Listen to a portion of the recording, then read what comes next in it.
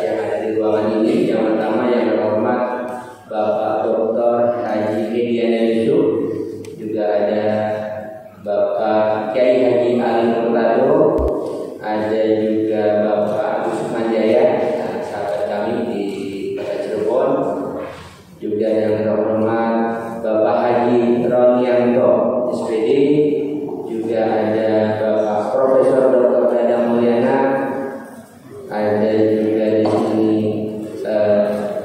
yang tuan rumah ini Dr. Ibu Rektor Dr. Haji Yani Kamas Suryani.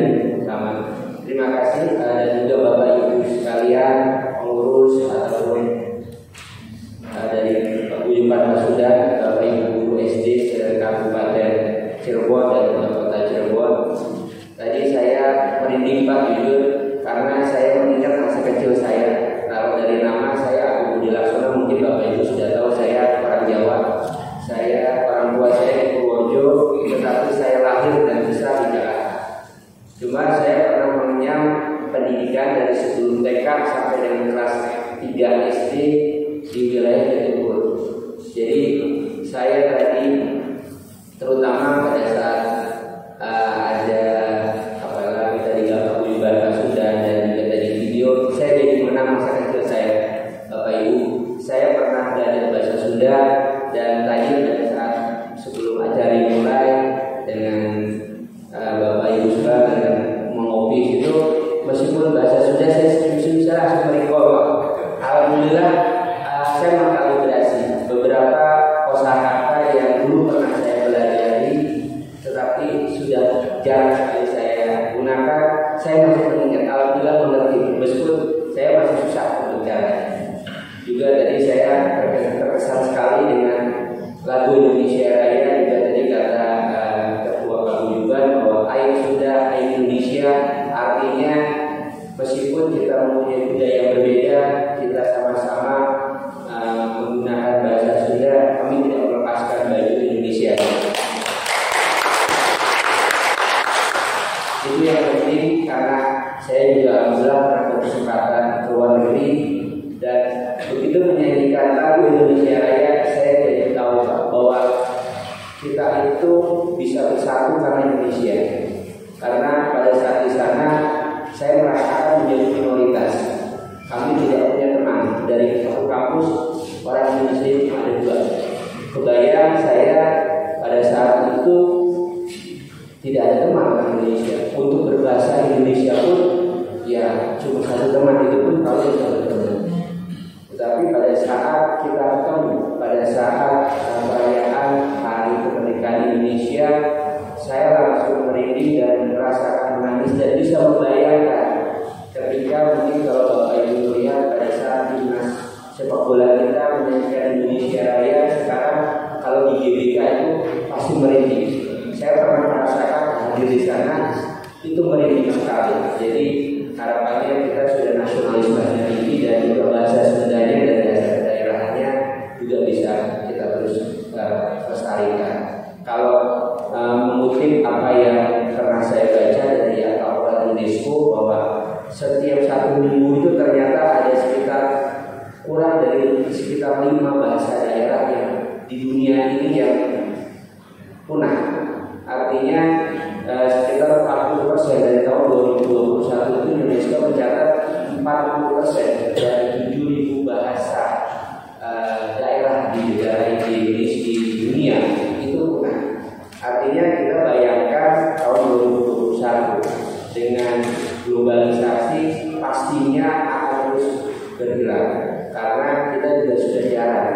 Tetapi saya bangga dengan ada seminar dan workshop ini, dengan ada ibu guru dan bapak guru bisa menemukan lagi semangat kedaerahan.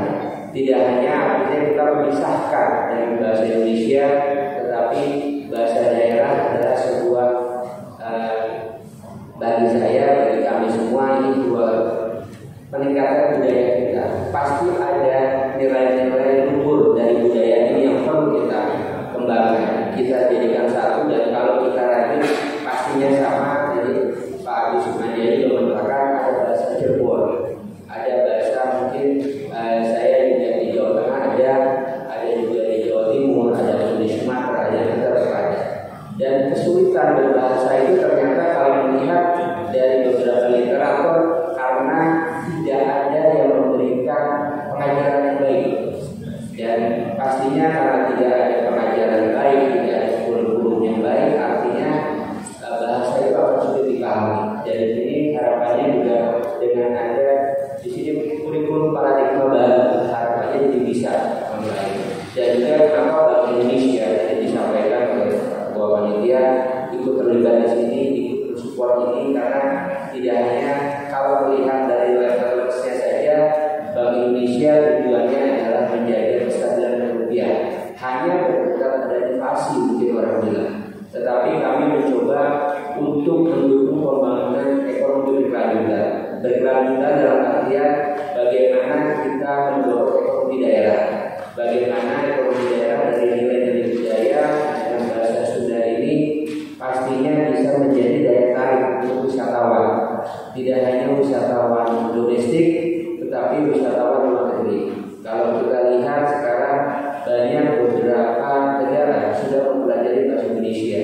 Tidak tertutup kemungkinan mungkin 5 atau 10 tahun kemudian beberapa warga negara asing atau sekolah-sekolah di luar negeri, untuk sekolah-sekolah negeri pastinya akan belajar bahasa Sunda. Karena saya jujur, saya tadi merinding karena ada istilah saya tidak tahu, kalau menurut saya ada mengayunnya itu yang membuat keindahan tersendiri kalau bagi saya. Kebetulan saya juga pernah, istri saya orang Minang, jadi saya punya bahasa ada banyak Bapak Ibu di rumah. Bapak Ibu saya pakai bahasa Jawa, saya juga pakai bahasa Sunda, dan juga mertua saya pakai bahasa Minang. Yang bingung adalah anak saya. Dia bingung, dan kebetulan aku bingung juga. Dia kadang-kadang menggunakan apalagi anak sekarang menggunakan pakai bahasa Inggris. Jadi satu pakai bahasa Minang, dia pakai bahasa Inggris, saya membawa ke Jawa sedikit. Jadi keberagaman itu ternyata menjadi sebuah kelebihan bagi kami semua. Dan kalau kami melihat bahwa kota apabila dirancang untuk berkreasi dengan bahasa ini akan lebih maju, tidak hanya dalam bidang akademis tetapi juga berkreasi. Mungkin itu yang bisa kami sampaikan, dan selamat atas seminar workshop. Kami harap ini menjadi sebuah program baru dan juga bisa menjadi memajukan warga di Pasundan ataupun bahasa Sunda ini di Jawa Barat, khususnya sekarang di Kabupaten Cirebon dan juga Kabupaten di Kota Cirebon. Semoga ini bisa menjadi pertumbuhan ekonomi daerah maju. Kita sama-sama bisa mencapai Indonesia Emas 2045, dan semua kita yakin bahwa Indonesia tetap bisa maju dan bisa menjadi negara baru di tahun depan. Terima kasih. Kami tutup. Wassalamualaikum warahmatullahi wabarakatuh.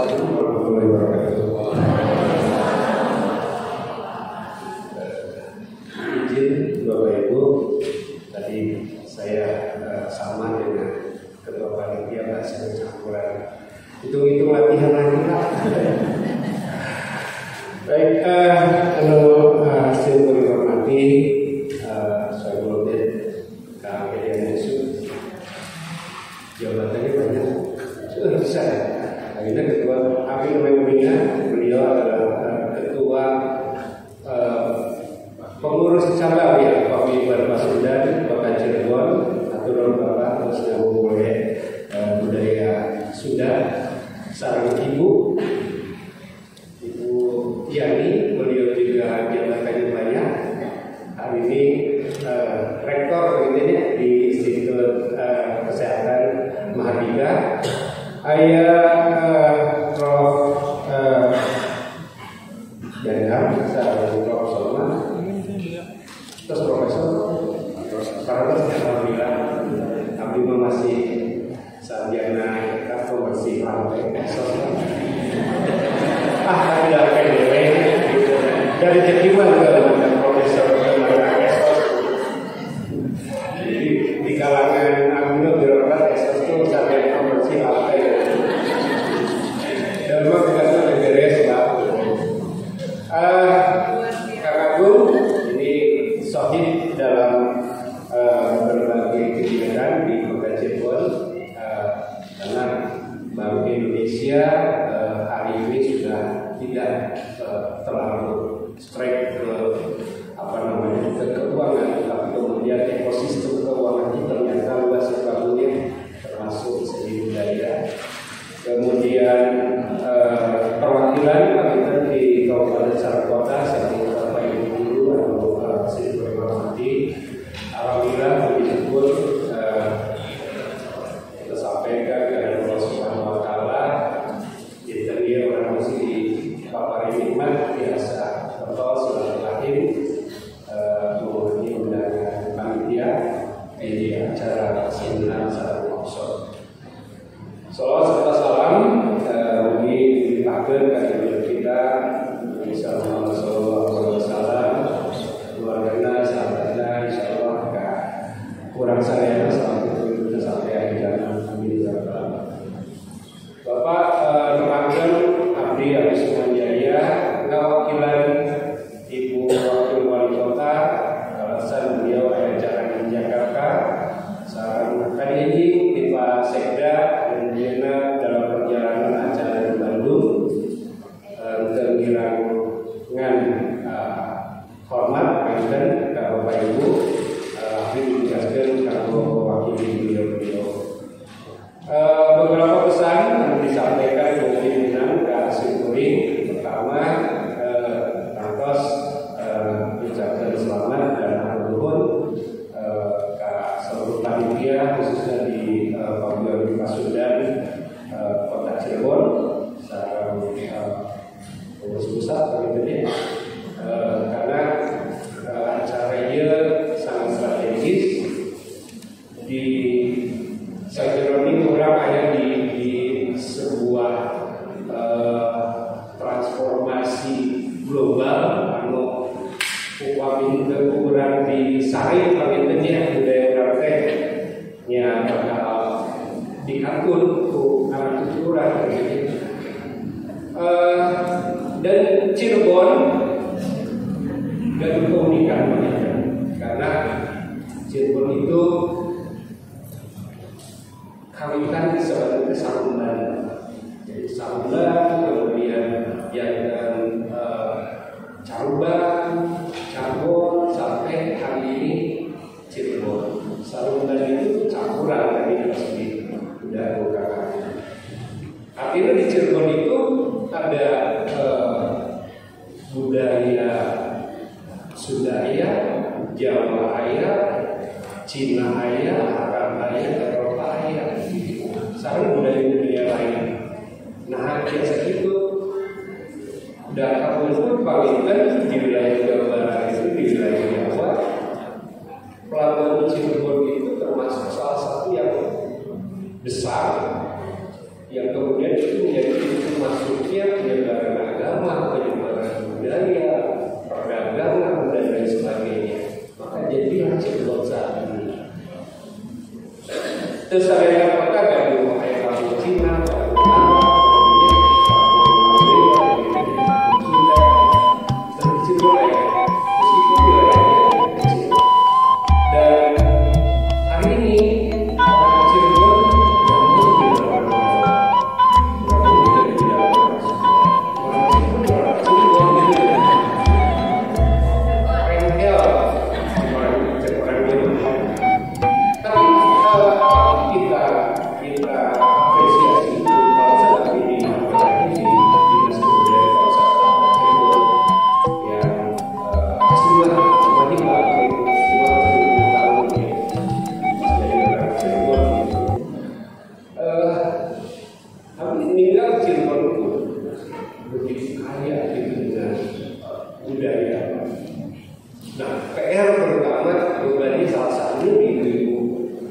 Ibu Bapak guru bahasa ya,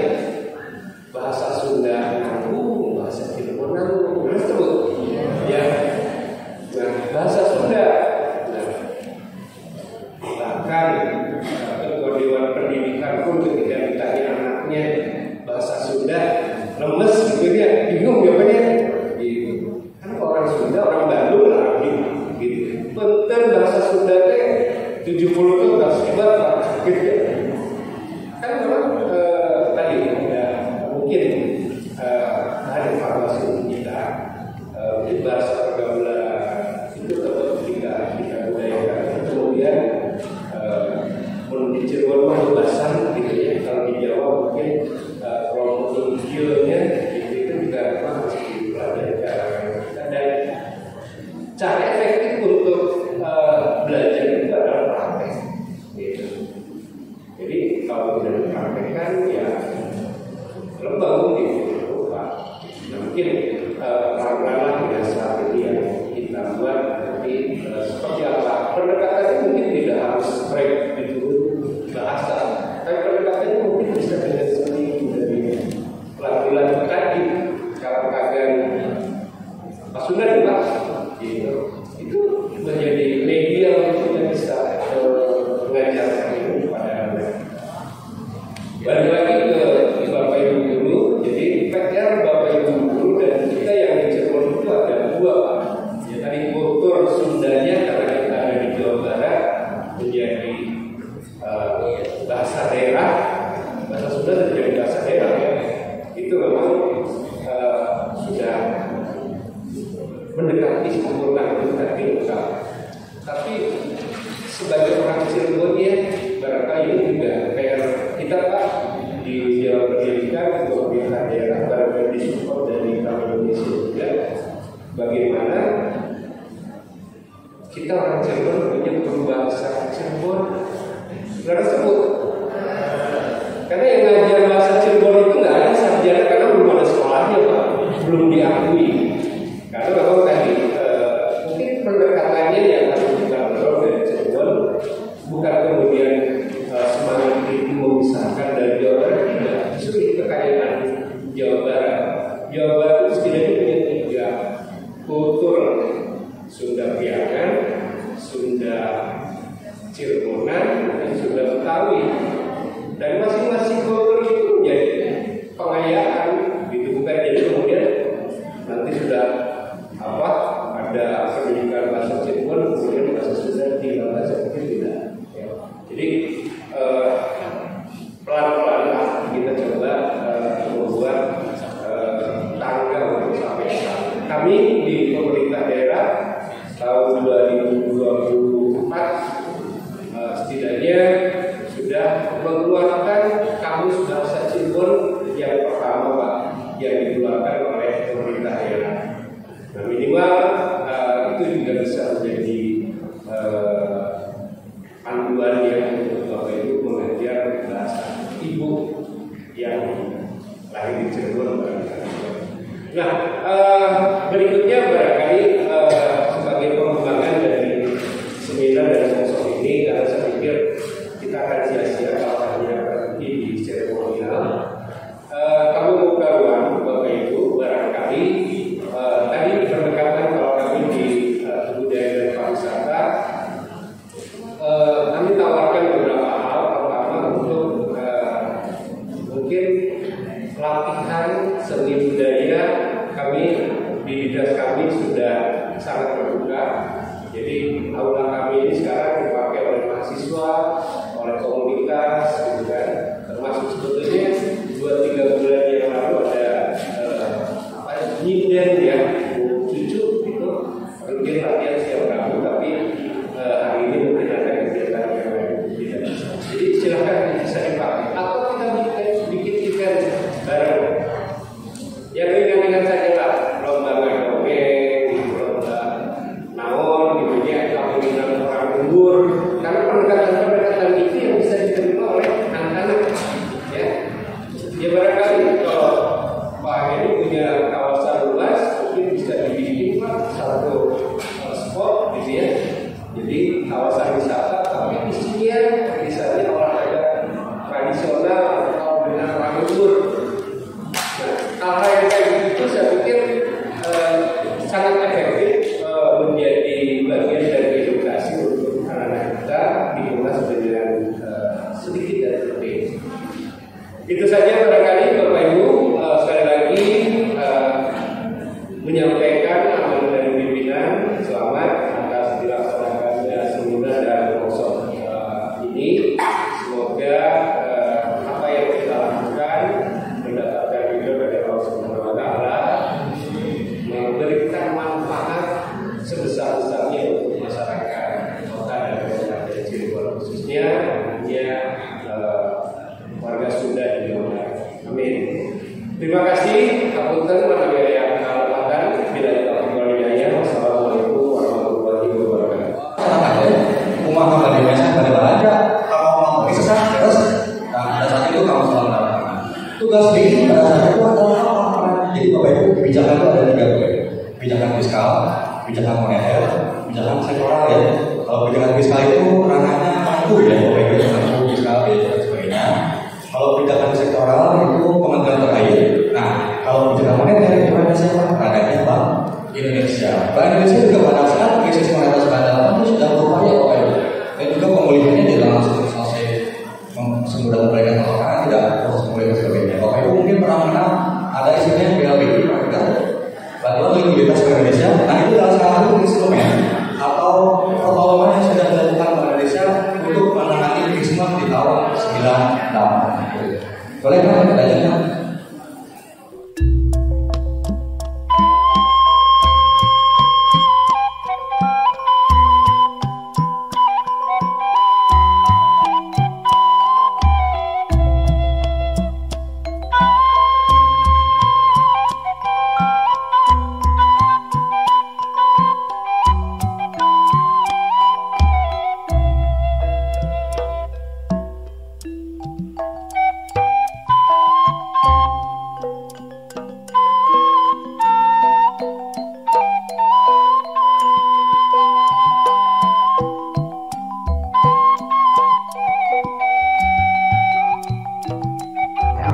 Jadi memang dalam pandangan pengurus besar Paguyuban Pasundan ini ada indikasi krisis penggunaan bahasa Sunda di kalangan masyarakat Sunda itu sendiri. Salah satu contoh, ibunya Sunda, bapaknya Sunda, anaknya sampai tidak bisa berbahasa Sunda. Itu kan paradoks. Ini kan yang membuat kita prihatin. Nah, oleh karena itu, hari ini adalah salah satu upaya untuk memelihara, kemudian mengembangkan, merawat, bagaimana bahasa Sunda itu bisa tumbuh subur di sukunya.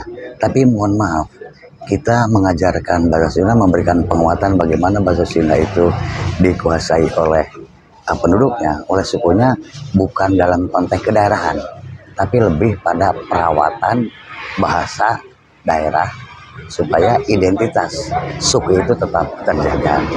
Nah, oleh karena itu kegiatan hari ini adalah dalam rangka mengupayakan agar bahasa Sunda itu tetap lestari, termasuk di dalamnya lah budaya yang syarat dengan nilai, syarat dengan values, syarat dengan pesan-pesan moral untuk kehidupan. Kalau betul karena kondisi ayat merasa sah. Buku mah kalau cocokan, kalau gambaran, kalau kurikulum. Kumaha ngajarkeun, bagaimana ngajarkeun sisi dira? Kalau udah keula, sok kamu yang sindiran. Pami pada ngajarkeun dongeng, sok tataan bagaimana waya di jeung aki atau di kolot, waya di tempat. Namanya kurang sina macam. Kamu tuh sebenarnya di Bandung padahal sudah pulang. Di Bandung menuju Ceyat Mantek. Kemudian ada jalan Mantek. Tapi tidak bahasa Inggris itu angel.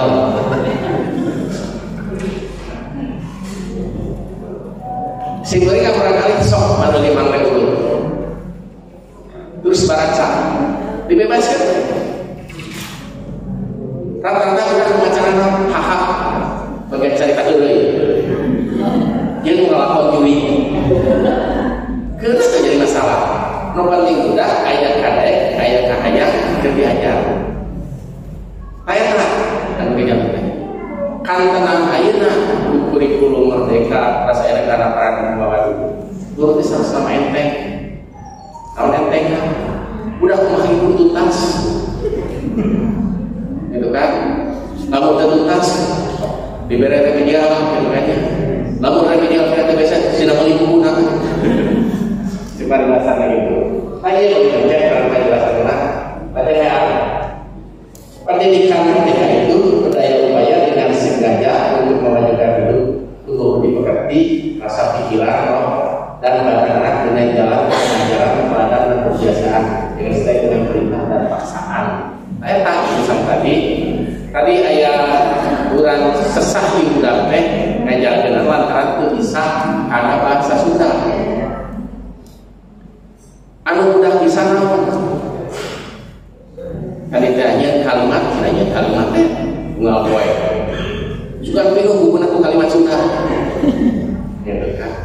Anu sasindiran keras. Nu bisa karaoke karaoke. Osok karaoke kelas. Osok. Pami syukuri itu orang karaoke di kelas, kalau tanya heula. Ayo dongeng panjang, ayo dongeng pendek. Dongeng pendek. Dongeng pendek gitu. Ayo mikir aja. Kabukina kita apa? Komo masak. Atau satu dongeng kamar. Kita kita kasih. Hayang lumayan. Hayang lumayan. Ayo di keluarga buka-buka dulu. Buka hiji ngaranna Dada, buka dua ngaranna Dodo, dulu ngaranna Didi. Si Dada umur 6 tahun. Paling hayang ke sekolah. Kuwi bapana sekolah teh. Poe ka hiji di sakolana ditakadongeng teh pengalaman. Si Dada kakadeng. Si Dada dongeng nanti hiji keluarga buka-buka dulu.